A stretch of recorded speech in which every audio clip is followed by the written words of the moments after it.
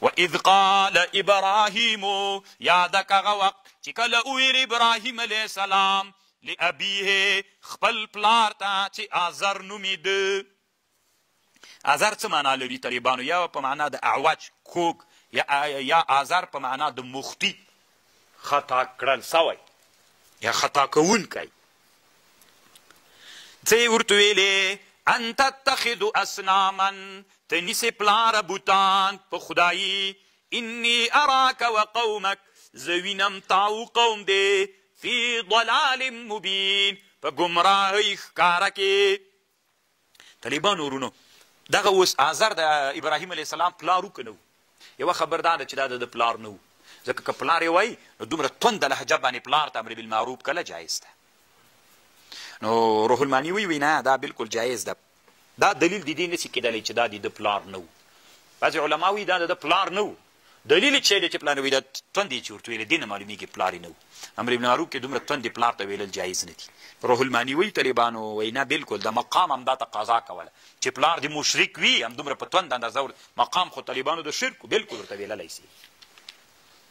خو لنډې دا طالبانو د روح المانی رحمه الله رایه دا ده او د امام سیوطي رحمه الله هم رایه دا ده وي دا د پلار نه و. والذي عول عليه جم الغفير من اهل السنه ان آزر لم يكن والد ابراهيم نو. روح المانی دغه رایه ده طالبانو. لکه په اب اطلاق په جد باندې هم سوی.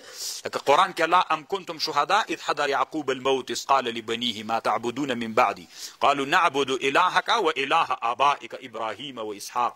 دلته طالبانو آبا ترتم طالبانو پلار ویل سوی ده. نور حدیث هم دلیل راوړي. نو د روح المانی رایه دا ده چې دا د څوک نه و، پلار یې نه و.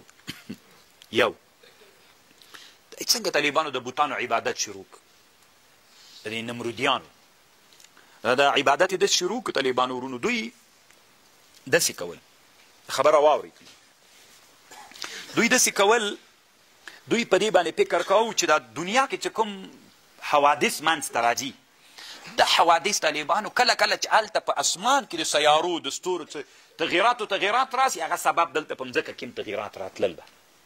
تاسو طالبانو وړاندې یو، موږ تاسې په علم د نجومو کې هېڅ معلومات نه لرو.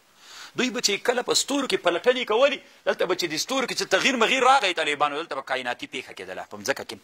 نو دوی ویلې چې د دې او د دې په مابین کې څوک شته، څه ربط شته. نو ربط یې طالبانو داسې شروع کړو چې دغو ستورو یې څوک شروع کړو، عبادت یې شروع کړو. نو چې عبادت یې شروع کړو طالبانو ځکه ویلو چې اصلي د تغییرات چې په چا کې راولي دا څوک دي؟ ستوري دي. بیا طالبانو چې وکتل دا ستوري څوک دي، چې وی کتل دا ستوري هغه دي څه ورته وایي غورځي. ډېره زمانه یو ستوري غورځېدلی نه وي، چې ویلې د موږ عبادت پاتې کېږي. بیا د همغو ستورو نه طالبانو د هغوی په نومونو بوتان جوړ کړل. بوتان یې جوړ کړل چې دغو د بوتانو عبادت کوو. د بوتانو عبادت په دنیا کې اصل کې داسې پیدا سوی. روح المانی وی ګوري تاسې د فکر ته پام وي اول عبادت د بوتانو چې پیدا سوی دوی کې چې پیدا سوی دا طریقه ده. په عربو کې هغه عمرو بن لحی راوړ، اما دوی کې دا طریقه د عبادت د بوتانو داسې پیدا سوله. تاسې په خبر باندې پوه شولې.